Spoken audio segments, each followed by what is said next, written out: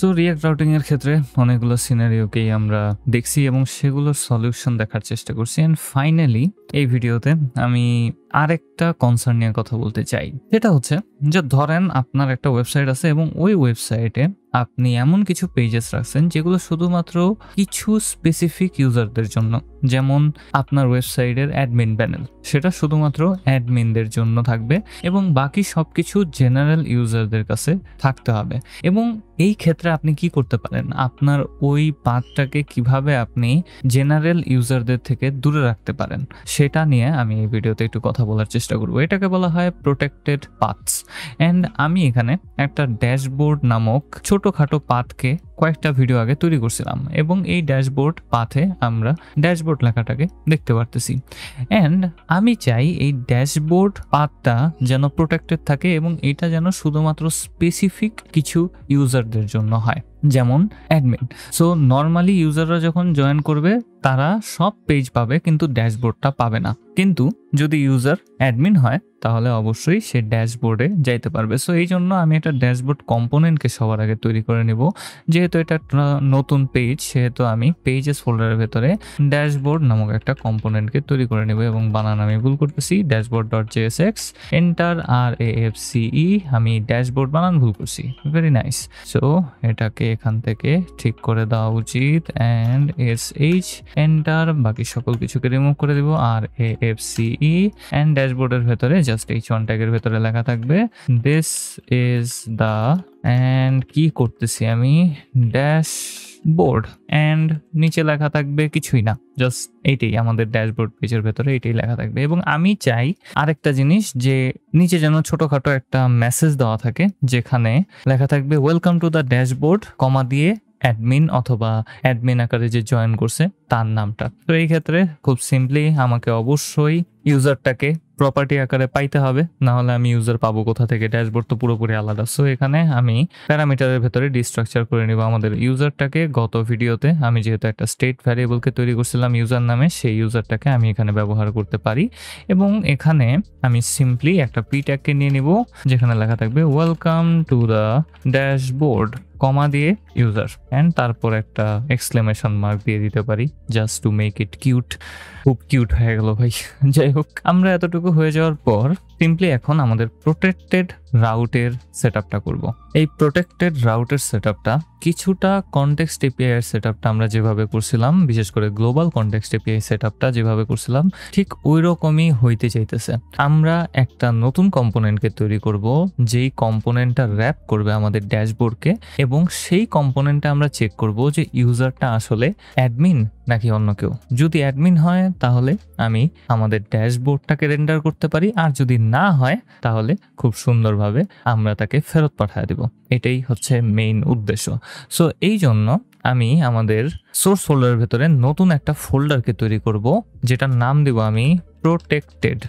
এবং হ্যাঁ, এটা একটা ভালো প্র্যাকটিস যে আপনি সকল ধরনের প্রোটেক্টেড কম্পোনেন্টগুলোকে আলাদা একটা ফোল্ডারে রাখবেন। সো আমি এই ফোল্ডারটা তৈরি করে নিলাম এবং এইটার ভেতরে আমি নিউ একটা ফাইল তৈরি করব যেটার নাম দিব আমি ড্যাশবোর্ড প্রোটেক্টেড রাউট। অ্যান্ড নামগুলো একটু বড় বড় হয়ে যায় সব সময় এবং বানানটাকে ঠিকঠাক লিখতে পারবো, হ্যাঁ লেখার কথা, JSX এন্টার। সেম ওয়েতে এখানে আমি RAFC দিয়ে দিব। এবং আমি যেহেতু আমাদের এই প্রোটেক্টেড রাউটার কম্পোনেন্টের মাধ্যমে আমাদের ড্যাশবোর্ড কম্পোনেন্টটাকে র্যাপ করে দিব, সেহেতু আমি চিলড্রেন প্রপার্টি আকারে অবশ্যই আমাদের ড্যাশবোর্ডটাকে পাওয়া যাবো। সো চিলড্রেন প্রপার্টিটা এখানে ডিস্ট্রাকচার করে নেব খুব সুন্দরভাবে। সো চিলড্রেন, অ্যান্ড আমি যেহেতু ইউজারকে চেক করব সেহেতু অবশ্যই আমার ইউজারটাও দরকার পড়বে প্রপার্টি আকারে। তো এই ক্ষেত্রে আমি চিলড্রেনের সাথে সাথে ইউজারটাকেও এখানে ডিস্ট্রাকচার করে নিলাম। অ্যান্ড app.jsx এসে এখন আমরা আমাদের ড্যাশবোর্ডের সেটআপটা করতে পারি। সো এখানে যেহেতু আগে থেকে ড্যাশবোর্ড পাথটা খুব সুন্দরভাবে করা আছে, আমি জাস্ট এলিমেন্টের জন্য আমাদের ড্যাশবোর্ডটাকে দিয়ে দিতে পারি। সো ড্যাশবোর্ড কম্পোনেন্টটা এখানে দিয়ে দিলাম, ক্লোজিং করে দিলাম ট্যাগটাকে। অ্যান্ড আমি যদি এখন একটু আমাদের ডেভেলপমেন্ট সার্ভারটাকে অন করি, npm run dev ও এন্টার, ব্রাউজারে খুব সুন্দরভাবে এটা ওপেন হয়ে গেল এবং আমি এটাকে খুব সুন্দরভাবে সাইড বাই সাইড রেখে দিব। অ্যান্ড আমি যদি এখন আমাদের ইউআরএল এসে /ড্যাশবোর্ড লিখি এন্টার প্রেস করি, তাহলে দেখতে পারবো যে আমি ড্যাশবোর্ডে আছি। কিন্তু যেহেতু এখন কোনো ইউজার লগ ইন করে নেই, সেহেতু আমি এখানে কোনো কিছুকে দেখতে পারতেছি না।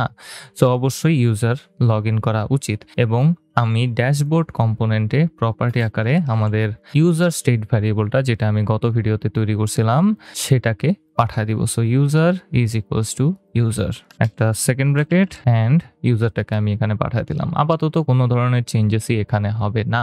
অ্যান্ড আমি যদি একটু লগ ইন পেজে আসি এবং লগ ইন পেজে এসে এখানে যে কোনো কিছু একটা লিখে দিই, পাসওয়ার্ডের ভেতরে কোনো একটা কিছু লিখে দিলাম, এন্টার প্রেস করলাম, তাহলে আমাকে হোম পেজে রিডাইরেক্ট করা হবে। গত ভিডিওতে আমি ইউজ নেভিগেট হুকের মাধ্যমে কিভাবে এটা করতে হয় সেটাও দেখাইছি। সো গত ভিডিওটা না দেখে থাকলে অবশ্যই দেখে আসতে হবে এই ভিডিওটা বোঝার জন্য।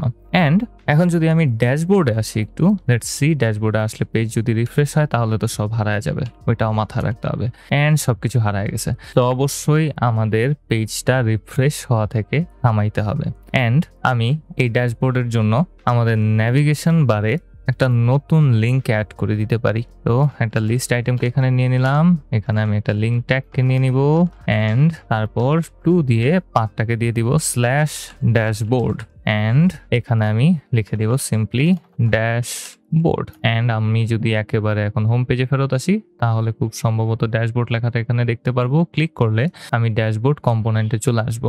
এখন আপনাদের মাথায় একটা কোয়েশ্চেন আসতে পারে, আমি এই সকল লিঙ্কগুলোর জন্য রিলেটিভ পাথকে ব্যবহার করছি, কিন্তু ড্যাশবোর্ডের জন্য কেন আমি অ্যাবসোলুট পাথকে ব্যবহার করলাম? আমি এই লিঙ্কগুলোর জন্য রিলেটিভ পাথকে ব্যবহার করছি, এর কারণ হচ্ছে যে এই ন্যাভবারটা আমাদের রুট পাথে নেস্টেড অবস্থাতে আছে এবং এখানে যতগুলা লিঙ্ক আমি দিছি সবগুলা আমাদের রুট পাথের সাথেই নেস্টেড অবস্থাতে আছে। কিন্তু আমি যদি app.jsx এ ফেরত আসি, তাহলে এখানে দেখতে পারবো যে আমাদের ড্যাশবোর্ডটা কোনোভাবেই আমাদের রুট পাথের সাথে নেস্টেড অবস্থাতে নাই। রুট পাথ এখানে শেষ হয়েছে, তারপরে আমি এখানে ড্যাশবোর্ড কম্পোনেন্টটাকে দিয়ে দিছি এবং সেটা রেন্ডার হইতেছে। সো আমি যদি এখানে রিলেটিভ পাথকে দিয়ে দিতাম তাহলে সমস্যার তৈরি হইতো। এই ক্ষেত্রে আমি অ্যাবসোলুট পাথকে দিয়ে দিছি। এই সকল জিনিসগুলাই প্র্যাকটিসের উপরে, আপনারা যত বেশি প্র্যাকটিস করবেন তত ভালোভাবে এইগুলার ব্যবহারগুলো বুঝতে পারবেন যে কোথায় আসলে রিলেটিভ পাথ এবং কোথায় অ্যাবসোলুট পাথ ব্যবহার করতে হবে আপনাদের। এইটাও আমি নিজে নিজে ফিগার আউট করছিলাম। অ্যান্ড আমি যদি ন্যাভবারে এসে রিলেটিভ পাথ রাখি তাহলেও খুব সম্ভবত কোনো ধরনের চেঞ্জেস হবে না। আমি এখানে ড্যাশবোর্ডের আগে স্ল্যাশটা সরাই দিলাম অ্যান্ড আমি একটু হোম পেজে ফেরত আসবো, ড্যাশবোর্ডে ক্লিক করব, দেখবো এটা তাও ঠিকভাবে কাজ করতেছে। সো যেহেতু ন্যাভবার রুট পাথের সাথে নেস্টেড অবস্থাতে আছে, সেহেতু আমি কোনো ধরনের লিঙ্ক বসাইলে সেটা অটোমেটিক্যালি রুট পাথের পরেই বসে যাবে। সো সেটা রিলেটিভ হোক অথবা অ্যাবসোলুট হোক, কিন্তু এটা বেস্ট প্র্যাকটিস যে যখন আপনি একটা পাথের লিঙ্ক অ্যাড করবেন তখন সেটা যদি নেস্টেড ওয়েতে থাকে তাহলেই শুধুমাত্র রিলেটিভ পাথ ব্যবহার করবেন, আর যদি সেটা নেস্টেড ওয়েতে না থাকে তাহলে আপনি অ্যাবসোলুট পাথকে ব্যবহার করবেন। তো এই ক্ষেত্রে আমি এখানে রিলেটিভ পাথই রাখলাম, যেহেতু আমি রিলেটিভ পাথটাকেই ব্যবহার করার কথা ভাবছি। সো এটাকে এভাবেই আমি রেখে দিতে পারি, আমার এতে তেমন কোনো সমস্যা নাই। অ্যান্ড আমি এখন প্রোটেক্টেড রাউটার সেট আপটা করতে পারি। তার আগে আমি একটু টেস্ট আউট করে দেখবো লগ ইনটা ঠিকভাবে কাজ করে কিনা। নেমে কিছু একটা দিয়ে দিলাম, পাসওয়ার্ডে কিছু একটা দিয়ে দিলাম, লগ ইন করলাম, ড্যাশবোর্ডে আসলাম এবং দেখতে পারবো ড্যাশবোর্ডেও এখন আমাদের ওই ইউজার নেমটা আছে। কিন্তু আমি চাই না যে এই ইউজার যেন ড্যাশবোর্ডে আসতে পারে, আমি চাই যেন শুধু অ্যাডমিনই ড্যাশবোর্ডে আসতে পারে। সো সেটার জন্য আমি একটা প্রোটেক্টেড রাউটার কম্পোনেন্টকে সেট আপ করছিলাম এবং এখন আমি app.jsx এ আসবো। কোথায় গেল app.jsx ভাই? এখানে app.jsx অ্যান্ড আমি আমাদের এই ড্যাশবোর্ডটাকে আমাদের ওই প্রোটেক্টেড রাউট দ্বারা র্যাপ করে দিব। তো ড্যাশবোর্ডের ঠিক আগে আমি আমাদের প্রোটেক্টেড রাউট কম্পোনেন্টটাকে নিয়ে আসতে চাই, প্রোটেক্টেড রাউট, অ্যান্ড এখানে আমি ড্যাশবোর্ড প্রোটেক্টেড রাউট দিছিলাম। এই কম্পোনেন্টটাকে ক্লোজ করে দিব এবং এই কম্পোনেন্টের ভেতরে এখন আমাদের এই ড্যাশবোর্ড কম্পোনেন্টটাকে দিয়ে দিতে পারি এবং এটা দিয়ে দেওয়ার পর আমি নিচে থেকে এখানে একটা এরর দেখাইতেছে, ক্লোজিং ট্যাগটা দেওয়া, ক্লোজিং ট্যাগটা সরাই দিতে হবে। অ্যান্ড আমি একটা ব্রেকেট দিতে ভুলে গেছি, ব্রেকেটটাকে ফিক্স করে দিলাম, Ctrl+S। সবকিছু সাজানো গোছানো হইতেছে না কেন, I have no idea. And আমি এখানে ঠিকভাবে আমার ট্যাগটাকে ক্লোজ করি নেই। অ্যান্ড আমি যদি একটু রিলোড করি, এখানে কোনো ধরনের এরর দেখাবে না এবং আমাদের এররগুলো চলে হয়ে গেছে, কিন্তু আমাদের ড্যাশবোর্ডটা গায়েব হয়ে গেছে। এটার পেছনে রিজনটা কি? যেহেতু আমরা ড্যাশবোর্ড প্রোটেক্টেড রাউটার কম্পোনেন্ট দ্বারা আমাদের ড্যাশবোর্ড কম্পোনেন্টটাকে র্যাপ করে দিছি, সেহেতু এটা এখন চিলড্রেন প্রপার্টি আকারে কোথায় চলে গেছে ড্যাশবোর্ড প্রোটেক্টেড রাউটারের ভেতরে। সো এখন আমি ড্যাশবোর্ড প্রোটেক্টেড রাউটারে খুব সুন্দরভাবে আমাদের ইউজারটাকে পাঠিয়ে দিতে পারি, যেখানে আমি চেক করব আমাদের ইউজারটা কি অ্যাডমিন নাকি না। সো ড্যাশবোর্ড প্রোটেক্টেড রাউটারের ভেতরে চলে আসলাম এবং এখানে আমি জাস্ট চেক করতে পারি if user not equals to, আমি ইকুয়ালস টু সাইন না দিয়ে কি দিতেছি অ্যাডমিন, অ্যান্ড যদি না হয় তাহলে আমি খুব সুন্দরভাবে আমাদের এই কম্পোনেন্ট থেকে রিটার্ন করে দিতে পারি ন্যাভিগেট নামক একটা কম্পোনেন্টকে। এবং এটাও রিঅ্যাক্ট রাউটারেরই একটা কম্পোনেন্ট, যেটা একেবারে ইউজ ন্যাভিগেট হুকটার মতো কাজ করে। এটা খুব সিম্পলি আপনি যেই রাউটে আছেন সেই রাউট থেকে আপনাকে রিডাইরেক্ট করে অন্য একটা রাউটে পাঠিয়ে দিতে পারে। সো এই ক্ষেত্রে যদি ইউজার অ্যাডমিন না হয় তাহলে আমি ন্যাভিগেট করে তাকে পাঠিয়ে দিতে চাই আমাদের হোম পেজে, কারণ তার অ্যাক্সেসটা এই ড্যাশবোর্ডে নাই। তো আমি আমাদের এই ন্যাভিগেট কম্পোনেন্টের ভেতরে একটা টু প্রপার্টিকে পাস করতে পারি, যেটার ভেতরে আমি জাস্ট পাথটাকে দিয়ে দিব এবং এটা অটোমেটিক্যালি প্রথমে চেক করবে যে ইউজার কি অ্যাডমিন কিনা, কারণ আমি ইউজারটাকে পাইতেছি কোথায় প্রপার্টি আকারে। আমি এটাকে পাঠিয়ে দিছি app.jsx এ। অ্যান্ড ইউজার যদি অ্যাডমিন না হয় তাহলে আমরা ন্যাভিগেট করব আমাদের হোম পেজে, আর যদি তা হয় তাহলে আমি খুব সুন্দরভাবে রিটার্ন করে দিতে পারি আমাদের চিলড্রেন প্রপার্টিটাকে, কারণ চিলড্রেন প্রপার্টিটাতেই আমি আমার ফুল ড্যাশবোর্ডটাকে পাইতেছি। অ্যান্ড আমি যদি একটু রিলোড করি, লগ ইনে আসি, আমি যে কোনো ইউজার নেমকে দিতে পারি, যে কোনো পাসওয়ার্ডকে দিতে পারি। লগ ইন করলাম, আমি হোম পেজে চলে আসলাম, ইউজার লগড ইন অবস্থাতে আছে। আমি যদি ড্যাশবোর্ডে ক্লিক করি তাহলে দেখবো আমি ড্যাশবোর্ডে যাইতে পারতেছি না, কোনোভাবে এটা কাজ করতেছে না। এর পেছনে রিজন হচ্ছে যখনই আমি ড্যাশবোর্ড লিঙ্কে ক্লিক করতেছি আমাদের ইউআরএল এ ড্যাশবোর্ড সেট হইতেছে এবং ড্যাশবোর্ডে আসলেই এটা প্রোটেক্টেড রাউট কম্পোনেন্টটাকে রেন্ডার করতেছে এবং চেকিং হইতেছে যে ইউজারকে অ্যাডমিন কিনা।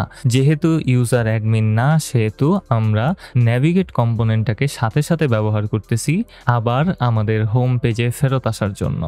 অ্যান্ড যদি অ্যাডমিন হয় তাহলে কি হয়, আমি লগ ইন পেজে যাব, এখানে আমি কোনো একটা নামকে দিয়ে দিব, হুদাক আমি অ্যাডমিনের বদলে অন্য কিছু দিছিলাম, আমি এখানে নেম সেট করে দেবো অ্যাডমিনে, আমি এটা যে কোনো একটা পাসওয়ার্ডকে দিয়ে দিলাম, আমি লগ ইন বাটনে প্রেস করলাম, আমি হোমে চলে আসবো, দেখতে পারতেছি ওয়েলকাম হোম অ্যাডমিন লেখা আছে, ড্যাশবোর্ডে ক্লিক করলাম এবং এখন আমি ড্যাশবোর্ডে আসতে পারতেছি। সো এটা একটা লজিক্যাল ওয়ে যার মাধ্যমে আমরা সার্টেন ইউজারদের জন্য সার্টেন জিনিসকে অফ বাউন্ড রাখতে পারি। সব ইউজাররা সব ফিচার পাবে না, এটাই স্বাভাবিক, এবং কিছু কিছু পাথ থাকবে যেগুলো থাকবে শুধুমাত্র কিছু স্পেসিফিক ইউজারের আন্ডারে, এবং ড্যাশবোর্ডটাও আমরা মাঝে মধ্যে অ্যাডমিনের জন্য রাখতে চাই। আমরা এই সেম কাজটা আরো অনেক ধরনের পেজের জন্যই করতে পারি। জাস্ট আমাদের এটাই মাথায় রাখতে হবে যে সিম্পল চেকিংটা হবে অন্য আরেকটা কম্পোনেন্টে যেটা র্যাপ করবে আমাদের ওই কম্পোনেন্টটাকে, অ্যান্ড আমরা মেইন কম্পোনেন্টটাকে চিলড্রেন আকারে পাবো এবং আমি রিটার্ন করে দিতে পারি চিলড্রেনটাকে। আর যদি চেকিংয়ে যদি কোনো কিছু ভুল হয় তাহলে আমরা তাকে রিডাইরেক্ট করে এমন কোনো পেজে পাঠিয়ে দিব যেই পেজে ওই নর্মাল ইউজারের অ্যাক্সেস আছে, এবং এভাবেই আমরা প্রোটেক্টেড রাউটিং করতে পারি। Well, this was very fun. React রাউটারটা আশা করি আমি আপনাদেরকে কম কনফিউজিং ওয়েতে বুঝাইতে পারছি। এই জিনিসটা অনেক বেশি কনফিউজিং হইতে পারে বিগিনারদের জন্য, কিন্তু আমার মনে হয় যদি আপনারা এই ফুল সিরিজটাকে ফলো করে থাকেন আপনাদের জন্য এটা অত বেশি প্যারাদায়ক হওয়ার কথা না। আপনারা যদি রিঅ্যাক্টের বেসিক সাথে সাথে use state hook, use effect hook এবং এই সকল হুকের ব্যবহার সম্পর্কে না জেনে থাকেন তাহলে রিঅ্যাক্ট রাউটিং বোঝাটা একটু টাফ হয়। কিন্তু রিঅ্যাক্ট রাউটারের একেবারে বেসিক জিনিসগুলো আমি কভার করার চেষ্টা করছি আপনাদের সাথে, অ্যান্ড আশা করি এগুলো আপনাদের জন্য হেল্পফুল ছিল এবং আপনারা এখন থেকে আপনার এই সিঙ্গেল পেজ অ্যাপ্লিকেশনটাকে মাল্টিপল পেজ অ্যাপ্লিকেশনে রূপান্তর করতে পারবেন। আমি আপনাদেরকে যথেষ্ট সুন্দর ওয়েতে আমার মতে যথেষ্ট সুন্দর হইতো। আমি জানি না আপনাদের কেমন লাগছে। আমার কি লেগে জানি এই রিঅ্যাক্ট রাউটারের উপরে ভিডিওগুলা বানানোর পর কোনোভাবেই মনে শান্তি লাগতেছে না। হয়তোবা আমি যেভাবে বাকি ভিডিওগুলা করছি এগুলাতে হয়তোবা ওভাবে আমি বুঝাইতে পারি নাই। সো যদি আমি ঠিকঠাকভাবে না বুঝায় থাকি, আই এম ভেরি সরি। আমার ভুল ত্রুটিগুলো ক্ষমার চোখে দেখবেন। এবং এটাই হবে রিঅ্যাক্ট রাউটারের উপরে শেষ ভিডিও। এই সকল ভিডিওর মাধ্যমে আমি আপনাদেরকে রিঅ্যাক্ট রাউটারের সবচেয়ে বেসিক ফাংশনালিটির ব্যাপারে জানানোর চেষ্টা করছি, কিভাবে কাজ করে সেটা বোঝানোর চেষ্টা করছি, এবং কিভাবে আপনাদের ফোল্ডার স্ট্রাকচার করা উচিত যখন আপনি রিঅ্যাক্ট রাউটারকে ইউজ করবেন সেটাকেও বোঝানোর চেষ্টা করছি। সো যদি ভিডিওটা ভালো লাগে, ভিডিওটা না, যদি ভিডিওগুলা ভালো লাগে তাহলে অবশ্যই একটা লাইক করেন, একটা কমেন্ট করেন, একটা সাবস্ক্রাইব করেন। সাবস্ক্রাইব করলে আমার ভালো লাগে, আমার মনে শান্তি লাগে। পরবর্তী ভিডিও থেকে আমরা অ্যাক্সিওস লাইব্রেরিটার আরও কিছু ভালো ভালো ফাংশনালিটি সম্পর্কে জানতে চাইতেছি, এবং আস্তে আস্তে কিভাবে আমরা এপিআই থেকে আরও বেটার ওয়েতে কমিউনিকেট করতে পারি সে ব্যাপারেও শিখতে চাইতেছি। আমাদের এই সিরিজটা খুব কাছাকাছি শেষের দিকে। এখন মাত্র 2টা প্রজেক্ট বাকি আছে এবং একটা খুবই বড় টপিক বাকি আছে, রিডাক্স টুলকিট। ওটা বুঝাইতে আমার একটু পেন হইব, কিন্তু যদি আপনারা রিডিউসার ভালোভাবে বুঝে থাকেন তাহলে সেটাও আপনারা খুব সুন্দরভাবেই বুঝতে পারবেন। যাই হোক, আমি আর আপনাদের অত বেশি সময় নেব না। আজকের ভিডিওতে এই পর্যন্তই। আমার একটা ডিসকর্ড সার্ভার আছে, যদি চান সেখানেও জয়েন করতে পারেন। পরের ভিডিওতে কথা হবে বয়স।